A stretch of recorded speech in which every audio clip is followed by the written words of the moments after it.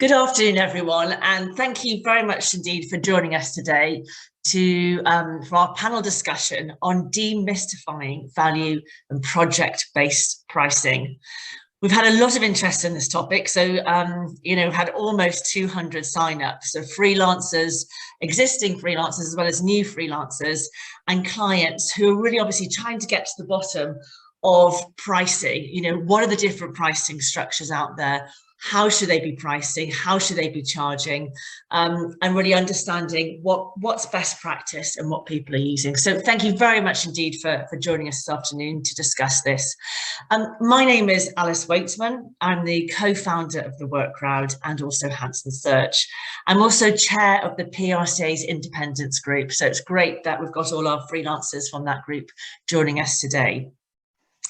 We have a fantastic panel who are going to help unpick this problem for us. Myriad of different backgrounds, so it should make a lively, interesting discussion. Please do use the functionality at the bottom to fire questions. We like these sessions to be as interactive as possible, so please do use that functionality. But I've got a couple of questions that I'm going to lead with. So just as way as introduction to our panel, we have Matt Phillips, who is the founder and CEO of PPR agency, pay-as-you-go PR for startups. Mel Fitzsimmons, who is a digital marketing freelancer, and Madeleine Weightman, who is also co-founder of the Work Crowd, an online platform that connects the best freelancers in marketing to project-based work globally. So thank you all for joining. We've got about 45 minutes to an hour. Matt, I'd love to kick off with you actually, because Matt, you've had both an agency and in-house background. You've launched your own business. You have a virtual agency now. Perhaps you could start with explaining a little bit about the different type of pricing models out there and also how your business works, because I know you've got quite an interesting model. Yeah, so thanks, Alice. So yeah, I've worked in PR for nearly 20 years now in a variety of different roles. Most recently working in the startup world, and I had a brief stint within an agency as well. And really, the key problem that I had always was with retainers, and I found that they're particularly problematic because right at the start of an engagement with the client, you really don't know how good they are going to be at PR in terms of meeting the opportunities. You don't know how many PR assets they've got. It can be a real challenge. And it can create anxiety on both sides, because at the end of the day, no one really cares about how much time you're putting in to deliver results for the client. They care about the outcomes and the results. So when I left my agency and wanted to look into starting my own, I tried to put value-based pricing right at the core of my model, and offer a kind of pay-as-you-go rate cardy based service, which I can go into detail a bit later. But it was to remove that anxiety that comes from the agency side when you're like, oh my God, we're charging the client all this money and not getting results. And it also removes the client anxiety of, how much do I have to pay out in order to get the outcomes that I want? So that's why we've gone for this kind of pay-as-you-go model, which comes from productizing your service, breaking it down into little areas and delivering jobs as you go, sort of. Yeah, great. Thanks, Matt. We mentioned when we were talking a bit about how with that pay-as-you-go model, people pay for a certain amount of projects or calls within that. Do you sometimes get a sort of, or do clients sometimes worry, is the clock turning on like a lawyer? I'm always terrified to call a lawyer because I think, do you know what, as soon as I pick up that phone or they pick up the phone, the clock's on, and how much is that going to charge? Do you ever get that sort of feedback or anxiety from clients? Yeah, 100%. It's a good point. I think we get, because the market is so conditioned to work with a kind of a retainer-based or a day rate-based model, it's almost like there's the client feels they can just call upon you as and when. And that can make you kind of less results focused. So we have to actually do a lot of work at the start to explain how our model works for clients. Broadly speaking, if we have a very set and standardized way of delivering account management, and we tell the client, this is how it works, take it or leave it, so that everything that's not in our account management process is deliverable, billable work that we clearly state on the rate card. So if a client calls us and says, I just want to pick your brains, the pushback would be, what is it specifically we can help you with? Then we'll work out if that's either a billable job or they need something else which we would bill for as strategic counsel. We make it clear up front that that's what we're doing. But that can be a bit of a challenge for clients to get your head around. But yeah, that is the danger of value-based pricing, is if the client feels that they can't call you or won't engage, and you have to remedy that at the start. But it's a good point. Yeah, great. So obviously clear communication up front is key. And Madeleine, you're on the platform dealing with lots of clients on a monthly basis, lots of different freelancers who probably have different ways in which they like to work. What are you seeing, and what do you find the pitfalls when talking about sort of more time-based pricing? So I think going to the question that you asked sort of last in terms of time-based pricing, I think typically we all, freelancers, clients, go to that because it's easy for us to understand. But the pitfalls with it are that instantly you are rewarding people for slow work, inefficiency. There's no incentive to be fast. Likewise, from a freelancer perspective, as a freelancer, you're setting up yourself up as a business and independent. You've only got a finite amount of time. Likewise, time sounds expensive to clients. So actually, if you turn that on its head and look at either fixed price or value-based system, instantly, as a freelancer, time is costing you money. And actually, your motivations are then much more closely aligned with the client. You are rewarding yourself for being more efficient. You're rewarding yourself for investing in yourself. So investing in your skills, investing in your tools. So, for example, investing in a media database, investing in a faster computer. And all of that actually has a positive effect for the client. So greater efficiencies. I think in terms of clients that come to the work crowd, as you said, Alice, we get a huge selection, and some clients are looking more for that project, fixed fee, value-based system. But equally, we do still have a huge number that are coming looking for a time-based. And I think, for us, we're trying to educate them to really rethink things differently. Because I think as soon as you, from a client perspective, if you're looking at it purely from a time-based point of view, you're limiting who you can consider. So you're instantly restricting the pool of candidates based on actually how much you're prepared to spend for that time, and also how much time that candidate has. So you might actually miss out on the best individual that's available for you.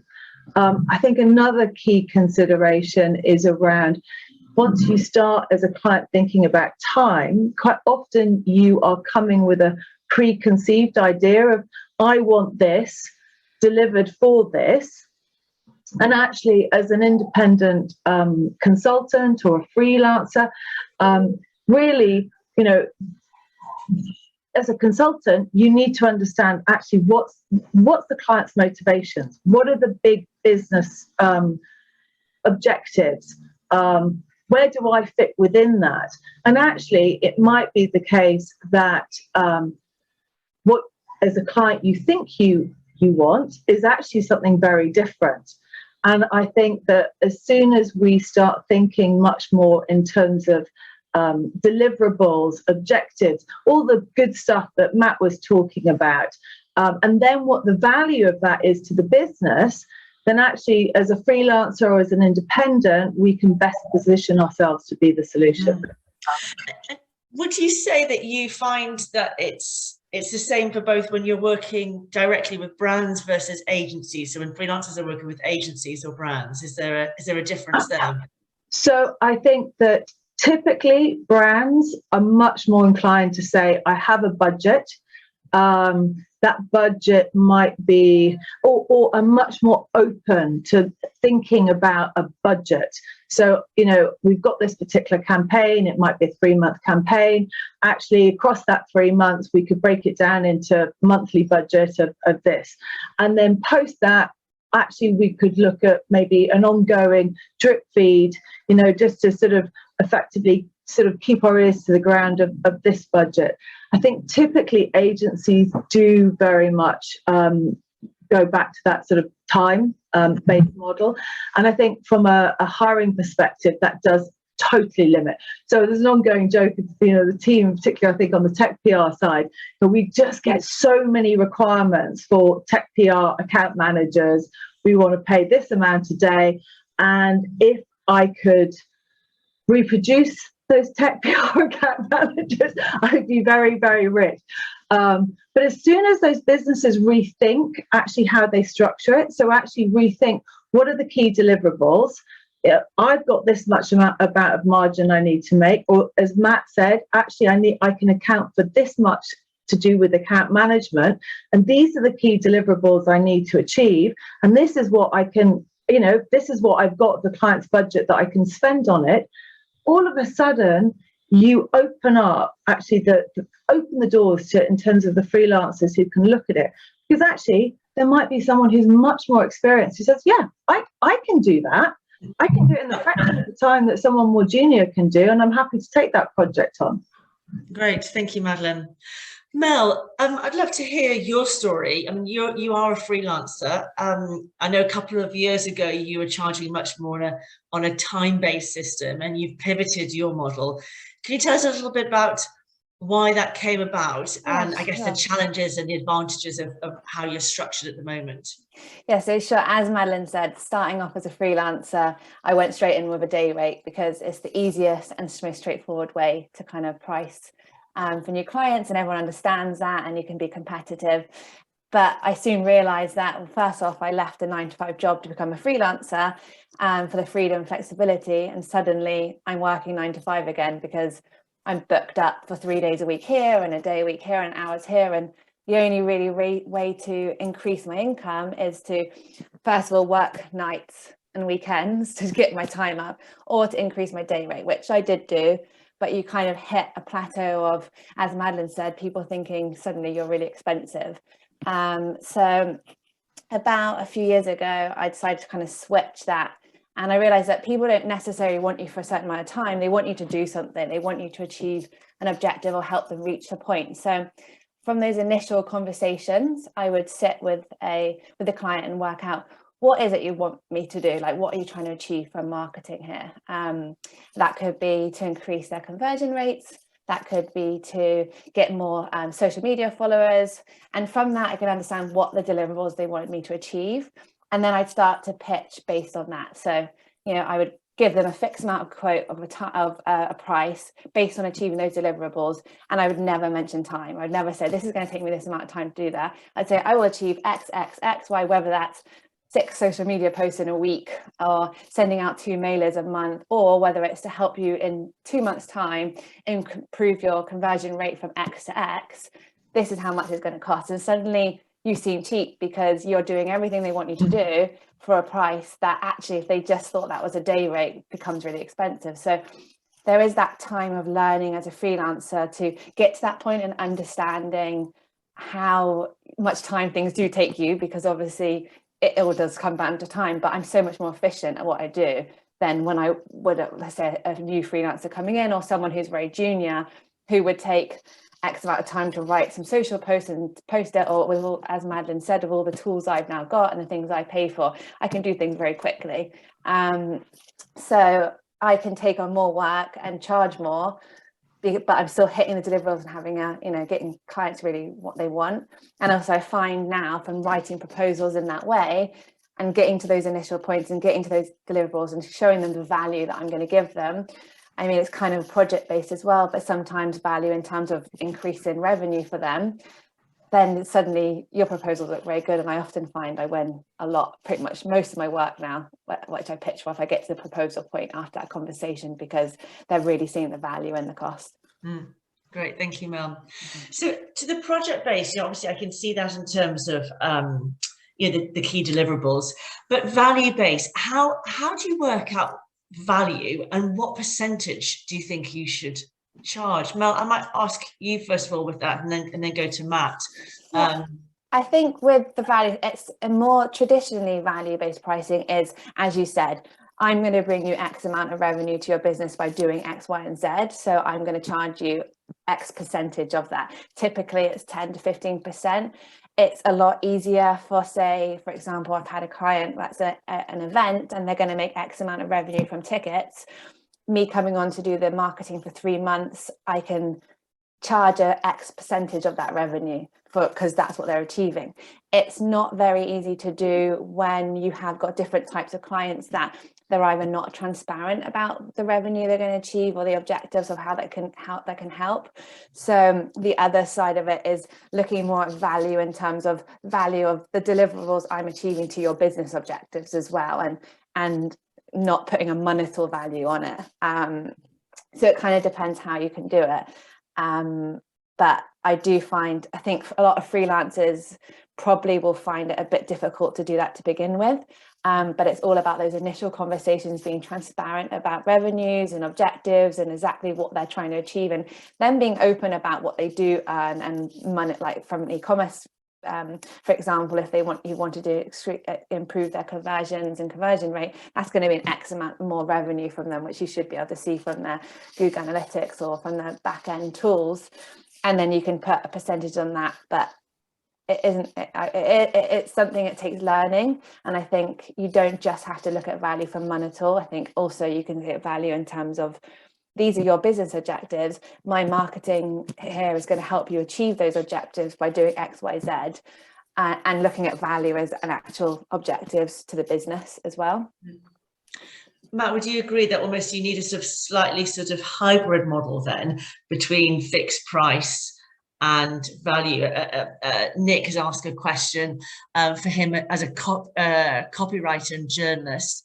Value-based pricing is great in theory, but quantifying the value of, say, a white paper or a series of blogs for a client is very hard. Agreeing a fixed price for a project is possible, but not value-based. So would you therefore recommend a little bit of a hybrid model? A little bit. I mean, I think Mel put it brilliantly in that if you're working with a client that is transparent and therefore is able to communicate what their business objectives are, not their marketing outputs or KPIs, but their business objectives, then that allows you as a consultant to understand what's going to drive value for them as a business. And frankly, it's cash in, cash out, right? I'm either going to save you money or I'm going to make you money. And if you can talk in those terms, you're immediately anchoring greater value in the mind of the client because you're operating on their level rather than saying, oh, my time is worth this amount of money. So that's just a great starting point. Now, I recognize that some clients won't always do that. And that's very, very difficult, in which case a fixed fee and a time-based, rudimentarily rough on your time is probably the best way to go. But if you can get under the skin of those business objectives, as Mel was saying, if it's like driving leads, or if it's increasing your network, or it's achieving a specific outcome, then you can get a gauge of of how valuable that is in the mind of the client, because value only matters in what's in the mind of the client. So you've got to try and get quite quickly to what they actually want out of this, rather than even the fixed price deliverables. But if you say white paper, for example, the primary purpose of a white paper is arguably a lead magnet. So therefore you can assess its value in terms of how many click-throughs you get. And then if the client is a marketer, they should be able to say what's the average value price of a lead. And then you can literally quantify that's the value of producing a white paper and having it live in the world. So, but you have to have those conversations earlier, and it gets easier the more experienced you are as a freelancer to be able to have those conversations, because you're moving out of that I'm being paid for my time to I'm helping you as a consultant and an expert to grow your business. Great, thank you. I think it's making me think a little bit about sorry, Madeleine, are you going to jump in? I was just going to say, thinking about what you were saying there, Matt, and what one of the audience had asked. I think also, if people aren't necessarily comfortable of going straight out into that value-based system, there is a sort of hybrid where actually you can, for example, agree based on a fixed price, or agree based on a time.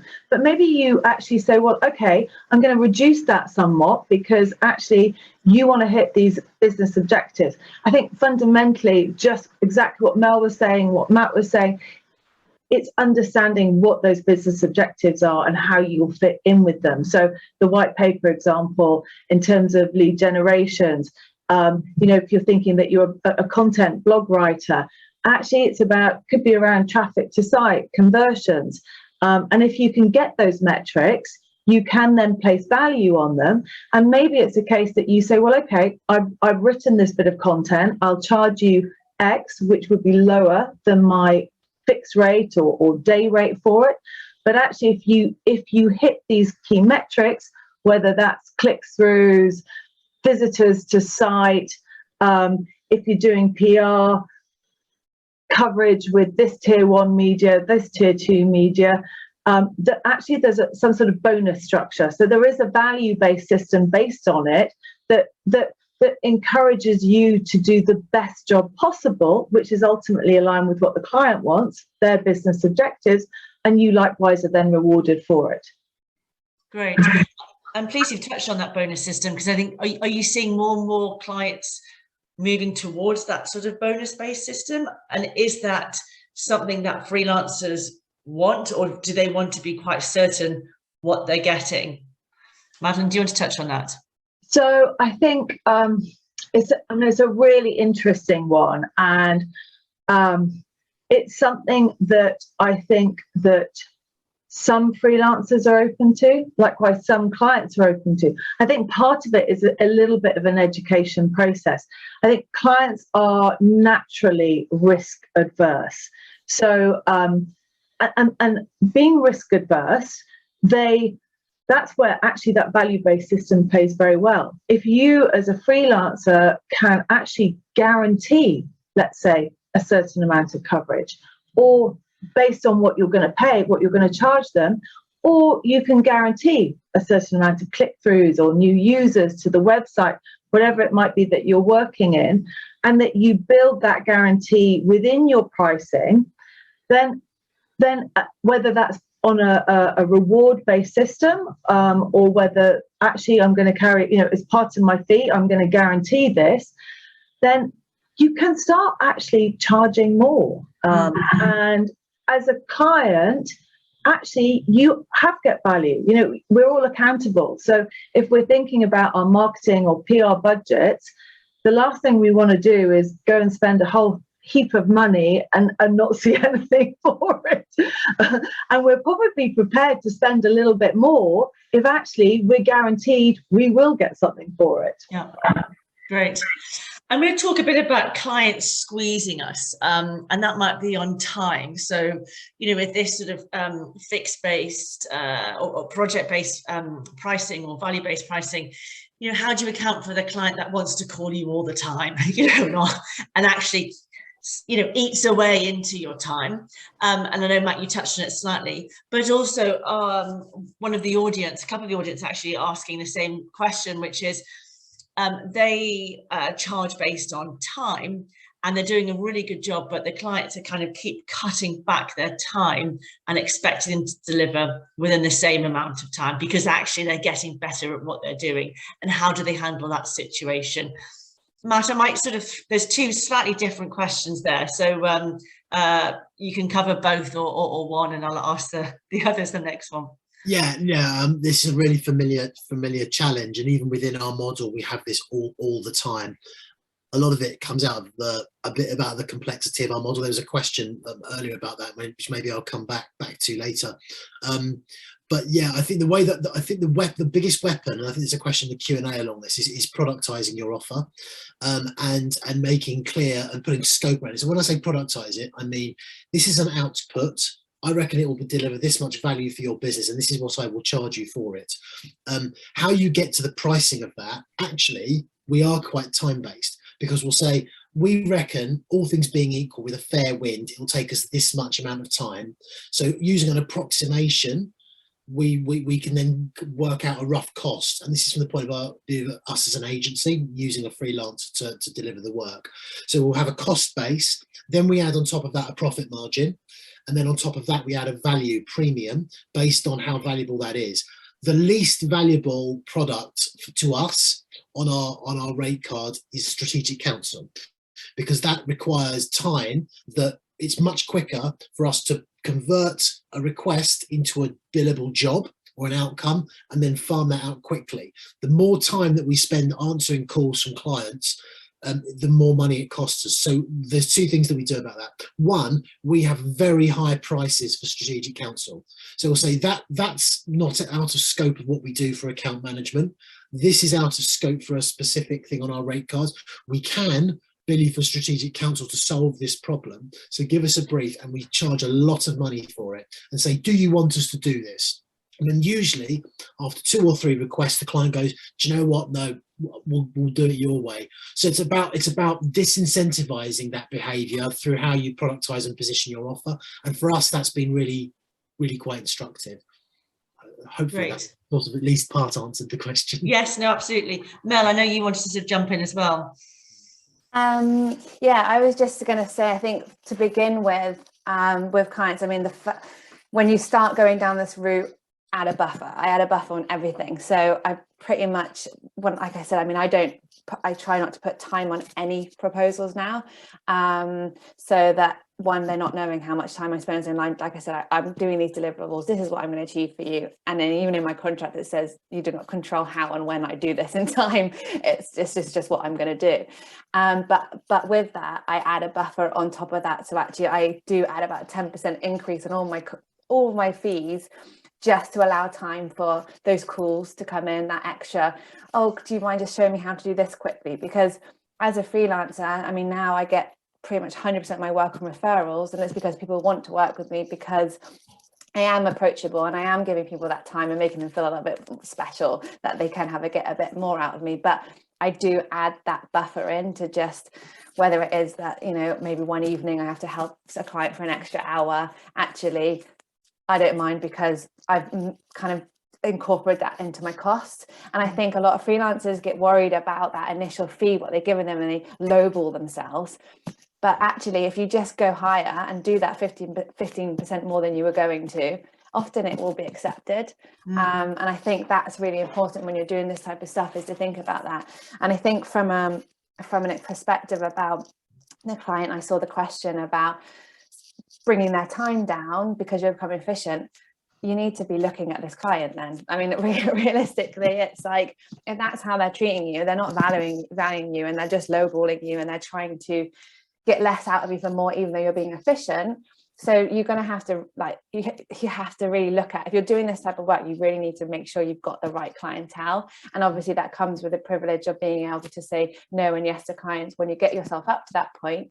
But if you keep working with clients like that, you're never going to be able to achieve more and do more, because they're not valuing you. I think you just have to be really transparent, go back, and as I said, just find out what it is they're wanting you to achieve in that time. If you're achieving it, that's the cost. You don't need to say, oh, do hours and billable hours, because it doesn't matter how long something takes you as long as you're achieving what they want you to achieve. So I would go back and look at a contract again, look at the things that you're doing, what you're achieving for them, write those down, saying these are these deliverables, this is what I'm doing this month, and this is how much it costs. It doesn't matter about time. I'm not doing timesheets. This is what I'm going to do. And if I don't achieve it, then we can have the conversation again. But if you're doing what they want to do, you're not in school. It's like, if you're making them happy because you're producing great work, then they shouldn't really want to be getting rid of you to change. And you'll then have that. You don't want to have a bad relationship with your client either, where they're pushing you for more and you're not wanting doing it, and you think that they're taking advantage of your time. So that a strong client relationship is what is going to make it you achieve more for them, and then feel like they're getting more out of you as well. So when you made that pivot yourself, because obviously this is relevant to a couple of freelancers here that's talking, did you get some pushback and had to get rid of some clients, and also did you see your income go up and hours go down and become more flexible? Yeah, I think the first way I started doing it was, I just decided from all new clients now, I am never putting time on a proposal. So as I said, I do deliverables, And with one, I mean, I actually have a couple clients now. I do have some time-based ones, but one of them, the same thing happened to me where they wanted to take their time down. And on that moment was the opportunity to rejig the contract. And so I said, actually, why don't we, if you want to move to them, why don't we discuss actually what you want me to achieve and how I can do that in the budget you have, rather than keeping me on for 10 hours a month or whatever it was. Let me just do it based on that. So with the older clients, when they start to have these conversations, the perfect opportunity to talk about that pivot. And then with new clients now, that I just started doing it. I just decided I don't want to operate like this. This is the way I'm going to do it with the new clients. And I did get to a point where I knew how much, and as Matt said about product, it's almost like productizing your services. I have a clear what I offer. I offer a certain amount of services. I know how much they take me. It doesn't matter what market people are in. I'm good at doing those services and doing those things. And I know how much that time that does take me. And I know how much I want to charge people to make sure that I'm not full to the brim every day doing things. So on the question of hours and income, certainly I'd say in the last 2 years, the amount of time has gone down and I've got that flexibility again, but my income, there's no cap on it because I can work with as many clients as I want, as long as I'm achieving those points. And that's when you can start getting to the point of bringing people in as well. So you can start getting support because you're not doing it based on time and based on deliverables. Then you can get someone more junior in and start, building yourself up that way and help getting support across getting those deliverables and doing things. So I feel like there's no kind of ceiling point when you do it that way. Great, thank you for that. And one of the audiences asked a bit about metrics and data. How, if you're reliant on metrics and data and your clients don't track it and aren't very good at it, what advice would you give? Because obviously if you're tracking based on value and you can't get that data, Matt, have you come across this scenario at all? Yeah, we do. It's really difficult in truth. I mean, we don't go down the route of in terms of pricing and valuing our offer in the same way that Mel does, because we price our outputs based on perceived value, right? So what we won't say is we're going to get you 20 leads. What we will say is this piece of coverage in this particular title will cost you that amount of money. So in a sense, the value is kind of like from the guys of the client, is that worth it to me?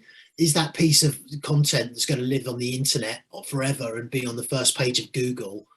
And I think you can make a rough equation when how much do companies spend to make sure that their company name is the top hit. Still don't understand why people spend loads of money on search for their own company name, given that it should come up in all SEO. Anyway, it's an aside. But we don't go to that level. We sort of say, this is how much it's going to cost you, take it or leave it. And most clients sort of inherently get that in their bones. So that's sort of our personal approach.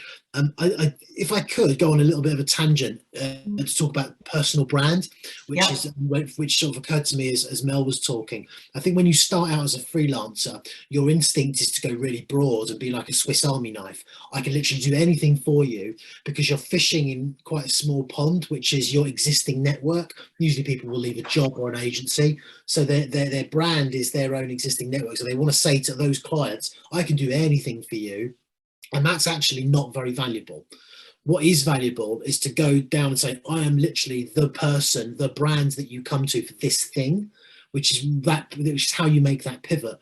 So I think early doors, if you are committed to being a freelancer, it's important to kind of work out, what am I really great at? What do I love to do? What can I do that's high value, that is damned quick?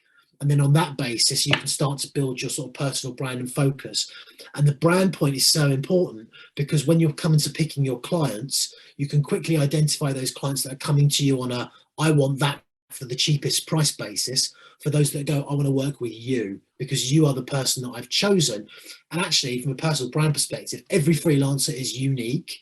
And actually, when a client comes to you, they don't think, oh, is your day rate, £250 or £270? They like, I've chosen you, I want to work with you. They're very I can tell you from a customer's perspective, you're very price insensitive when you see something that you want. So therefore, building that personal brand and doubling down on what you're best at and you love is probably the best thing that you can do as early as you can.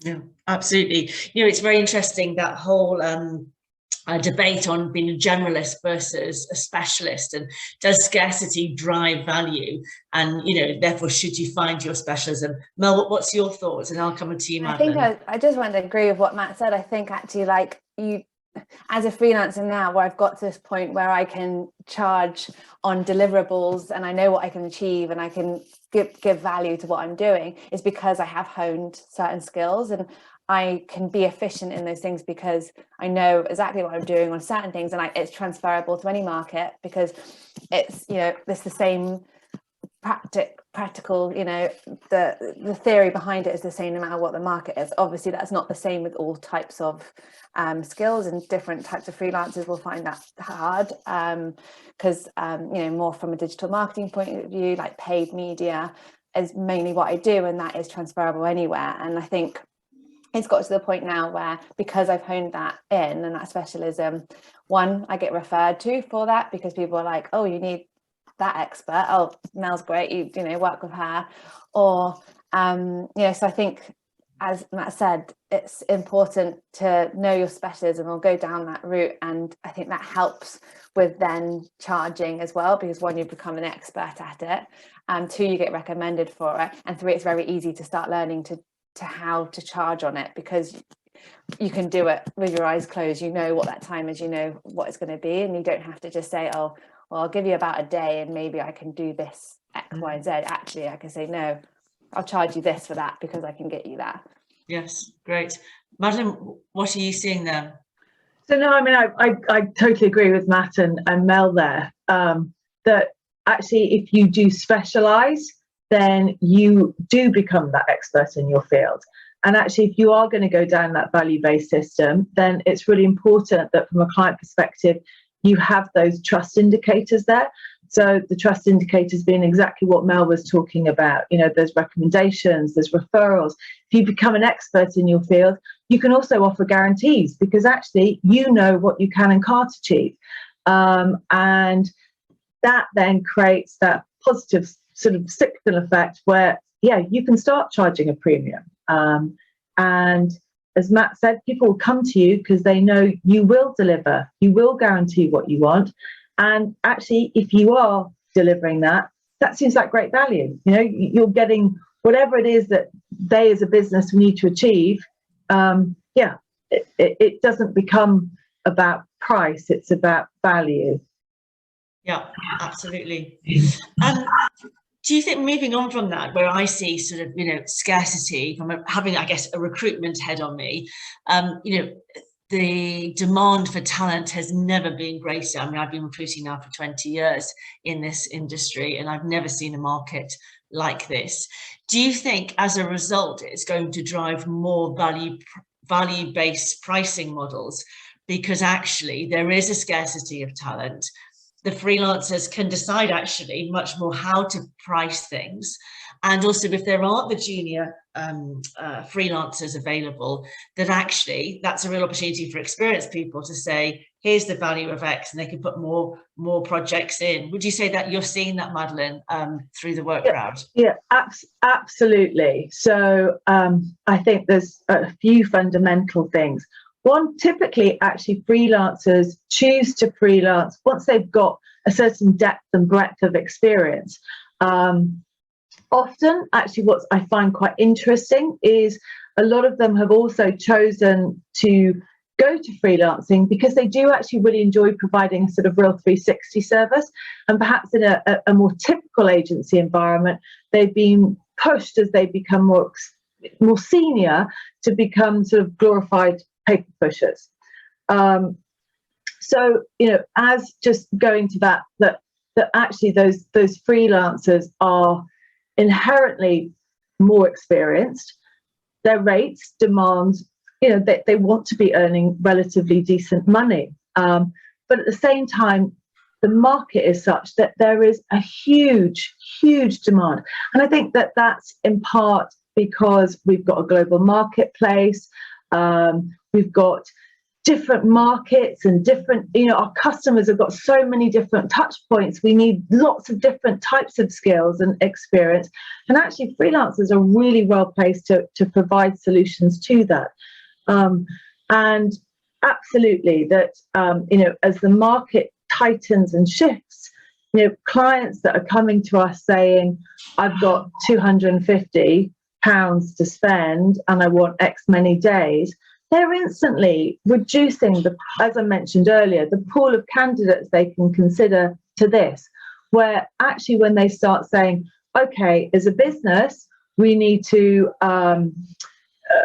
acquire new users, we want to increase sales by X, we want to manage our reputation, and we want to get coverage here. We've got a new product to launch, and then break down all the steps that they need to achieve that. And those freelancers provide that solution in much more of a either fixed price or value based. Then I think it creates more opportunities for clients and more opportunities for freelancers alike. Great, thank you. We're getting lots of questions coming in around more about clients squeezing and trying to get to the cheaper solution. Matt, you work with a lot of startups, and startups notoriously don't like to pay too much, or haven't got those deep, pockets like a big corporate might. How, so the audience is saying it's a very valuable conversation. How do you deal with that, where clients, are, especially in that startup world? Is it about the upfront pitch? Is it about the transparency? A massive part of it is educating early, and understanding the degree to which the client understands what PR is, and that's a key point. And I think you can get a gauge on that quite quickly, and that's what experience tells you. And you have to the point I made previously about personal brand, and you have to really pick your clients and vet them carefully, because you don't know whether you get no's for startups that are going to flame out and not deliver, and ones that might go on and be quite successful. And there's sort of criteria that you have in your head as you kind of vet and bring clients on. But I think getting to that understanding of what their actual brief is, what their actual needs are, and what's going to impact them the most, and communicating what PR is early is quite important. One of the things that I learned when I spent about 2 years being a really crap freelancer publicist, because what I hadn't realized is I wasn't a very good publicist. Back then I was actually a corporate communications person, so therefore I was a back of the fag packet management consultant basically, and you're effectively a negotiator between what the client wants to say and what the journalist wants to hear, right? So, and a lot of startups don't get that. A lot of startups go, oh, well, I've seen that the FT will cover the skills gap, so why don't you get me in the FT for my skills product that's not sold anything to anyone?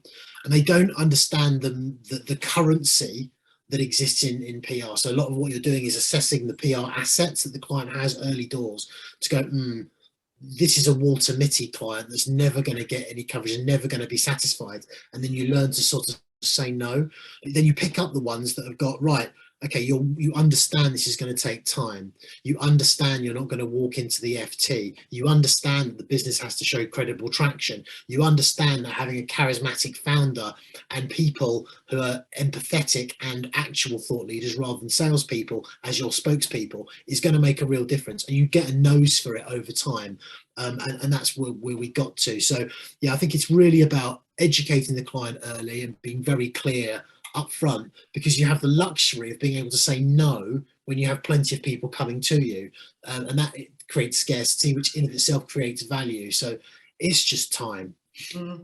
So that leads nicely into one of the early questions which someone asked directly for you, Matt, which was, what's the difference then between your model and a retainer model?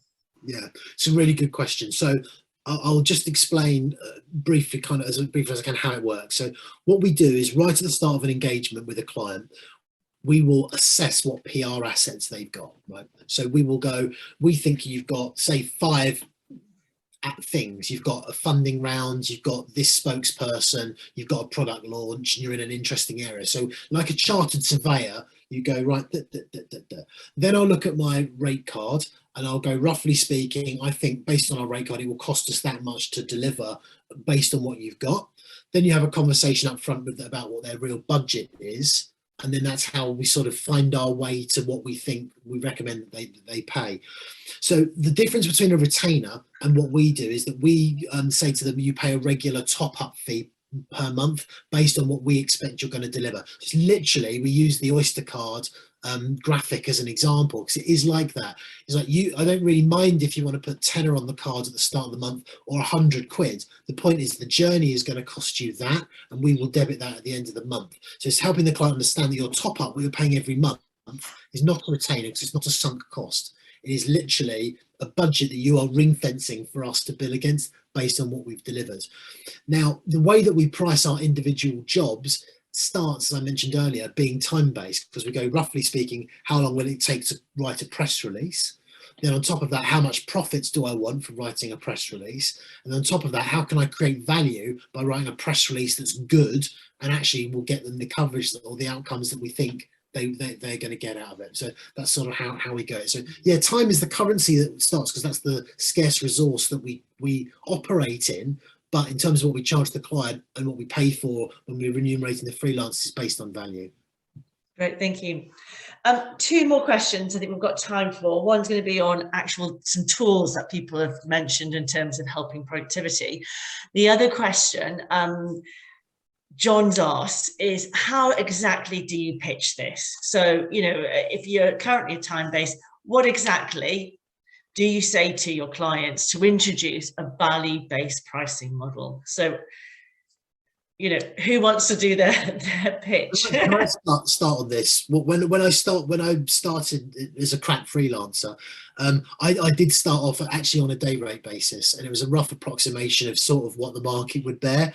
But then quite early on, I had a client where I said, right, so I'll come into the office and be around for this, because it's hard these days with remote because of, well, that's another issue. But I basically said, look, if I get you a tele-op, it's an extra grand on top of what day rate I'm paying. So there was a mutual incentivization for me to get that and coach them and push them in that direction. So I think you can introduce, and that was my first example of productizing the offer. And then I gradually worked towards that. So I think drip it in and look at the things that you think are kind of stretch targets beyond the basics of the day rate, and maybe try and productize that. It would be how I'd get started.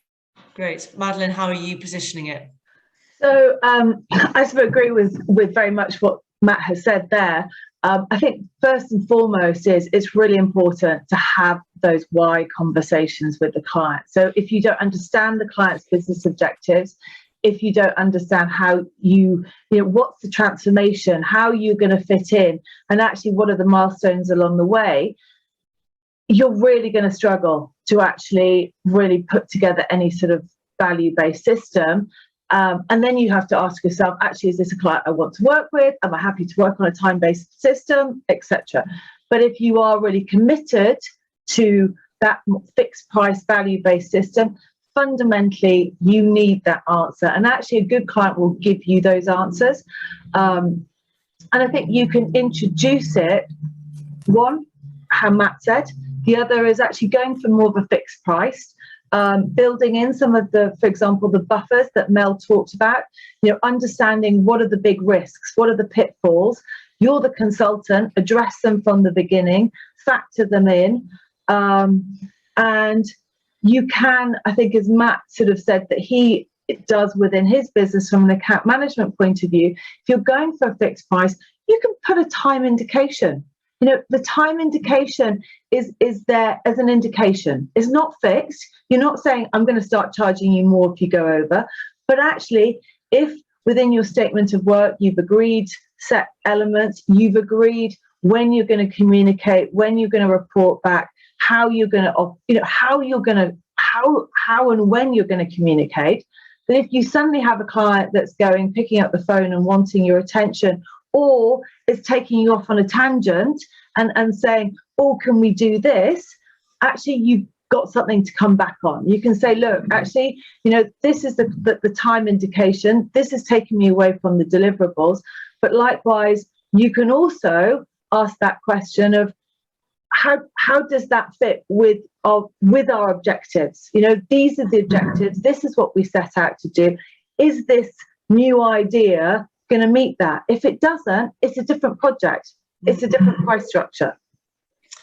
Well, there's also a brilliant, just to actually think, maybe we can send out to, there's a brilliant template online from a guy who does teach, that he runs an agency, but also teaches about value-based pricing, which is kind of where I first got into it from. And it's literally a template for a proposal, which is how he started doing it. And it's actually kind of what I use now as well. And it's it starts off with the whole usual proposal deck of, you know, more about their company, about you, why they want to use you, what you from those, exactly what Madeleine said, those initial conversation is the most important thing to value-based pricing. Otherwise, if you don't have that transparency and they answer the right questions at the beginning, you're not going to be able to do it. I've just seen someone's asked, what's the name? I will find out the name of the guy and I've got the template, so I can get we'll send it out to send it out afterwards. And it literally goes through different options of what you can offer them in terms of deliverables, and you don't put any pricing on it to begin with. You just say, this is an option of one of what I could do, this option two of what I could do based on deliverables, outcomes. And it also has a considerations page, because and again, I saw a question about something like how can you, obviously there's going to be a lot of expectations from value-based, and again, those initial conversations of like, yeah, I can achieve X amount of traffic, or we do this, but you know, if you don't have a working website, Google Ads isn't going to do anything. So, you know, it's like, there's, as much as a freelancer you can say I can achieve this X, Y, it's always based on something else. So again, you have to be so upfront with those things, and that's the same with I do with all my deliverables. I have a whole page of key considerations that like the speed of their site, or that their button has to be able to be seen to buy something, because yeah, you can get people to the website, but if actually the fundamentals issues with the website, people aren't going to buy something. So yeah, I think all those things lead to it, and then at the end in the proposal, this is how much it'll cost based on a value based.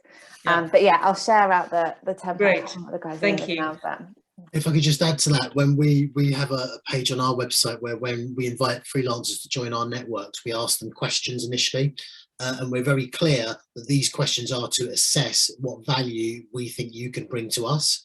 So it's very transparent about that, and we encourage them to sort of say, we ask you this question, have you got any startup PR recently? Because that's what we value and pay out the most for.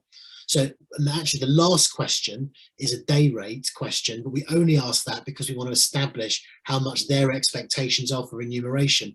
Because when people start freelancing, this is a big problem that we've identified, particularly people that come from in-house roles, they have an expectation that they can walk in to earn £500 a day straight from the off, but they may not be very good and may not be able to deliver, not because they're not good PR people, but because they just have not worked in this environment before. So it's important to have that conversation early, so that they're not expecting to turn up, give you 4 days a month with no deliverables and be paid £2,000 for it. So that we try and manage that from the off, and help people transition in that way. Good, great. And just before I go on to the productivity tools, as a final question, someone has popped in another question saying, what happens if your project takes longer than expected when you've got a value-based model, and do you then charge more, or do you have to suck it up yourself? Mel? Yeah, suck it up. you've got to, I mean, it's also how you come across from a freelancing point of view, how you come across to a client and how important they are. You know, as I said earlier on, I will always add in a buffer. Like I increase my rates from what I would normally charge every time. It's a bit more to allow for that extra time, and I do. Every single client will ring me or email me and ask for something extra, and I don't want to be the person who says no, but that's personally me. You've got to see what works for you. I'd like to say yes to people and be able to do that, and I incorporate that in my costs. And that, so you know, I've never had a client leave me because of costs after a certain amount of time because they think I'm not doing the right enough or whatever, because if anything, every single client I think thinks I go above and beyond, even though I have factored that into my costs. But it is, and it's you know, and I have a great relationship with all my clients because I am open to that. So not that that's for everyone, but that's how I do it. Great. So this magic question of how to become how to increase your productivity, how to become faster, which a couple of people have asked. Any tools out there that you can recommend that will help? And I know they've got different types of freelancers on here, from PR to more digital marketing. So throw them out. I'm sure everyone is keen to hear whatever's out there. Mel, what do you use? I guess, like you said, it's really dependent on what you do as a freelancer. But from a digital marketing point of view, I mean, simply like scheduling tools such as Hootsuite. If you had to sit and post every single day on every single channel for your clients, you'd be doing that all day long. So scheduling tools is really important from a social media perspective. Reporting tools like that, I mean, Google Data Studio is really good for providing really nice reports that you can instantly set up exactly the right set of tools, and it's transferable to every single client. You're not spending hours creating reporting documents for them. Even just the tools such as like SEMrush and stuff, that you pay for up front, but you're going to get all the keywords, all the important data really quickly on a client's domain, including their domain authority and everything. So those things cost money up front. And again, you take those costs into how much you charge as a freelancer, because you have access to all those tools. You can give the best amount of data and information that they wouldn't do because they don't have access to them. So it's showing you can give more information to them, but also if you have all those tools, it makes everything a lot quicker. Great, thank you, Mel. You've covered quite a lot. I don't know whether anyone else has got any additional ones they can add in. Matt? Just completely agree, but I'd say specialize, productize, then automate where you possibly can, so that you're doing the same thing as much as you can, focusing on the highest value thing, and that's basically how you'll make more money. I think it's as simple as that.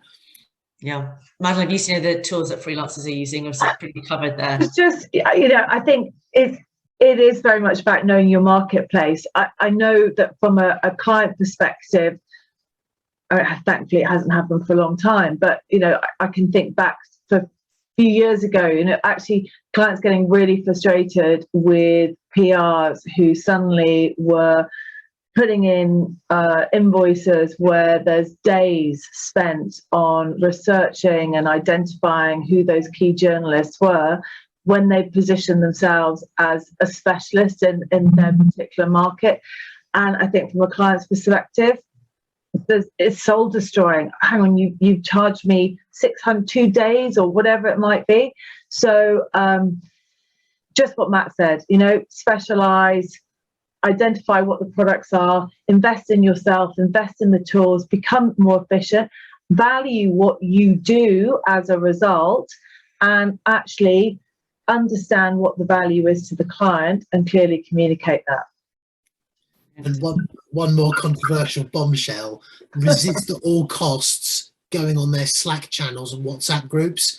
For me, that presenteeism and expectation that you're there at the beck and call is really dangerous. It sucks up so much time. So that's something that you can be prone to as well. So personally, for us, we tend to avoid that and say, this is how we will update you. This is how we will communicate, rather than doing that. Great, brilliant. Well, on that note, thank you very much indeed. We will collect all those tools up and share them along with the name of the model that you were talking about, Mel. So we will distribute that out. We have recorded this session, so we'll be sending that to everyone, both the people who attended and couldn't make it today. Please do share. I'm sure there's lots of great advice that will help other freelancers who haven't been able to make today. So Matt, Mel, Madeleine, thank you so much indeed, and to all the audience for joining us today and all the fantastic questions. Please do join and sign up to future Work Crowd events. We do host them quite regularly on all interesting topics. And if there's any topics you'd like us to host on, do send those in, and we're more than happy to fire them up as well. Thank you so much, and have a lovely weekend. Bye. Thank you. Bye.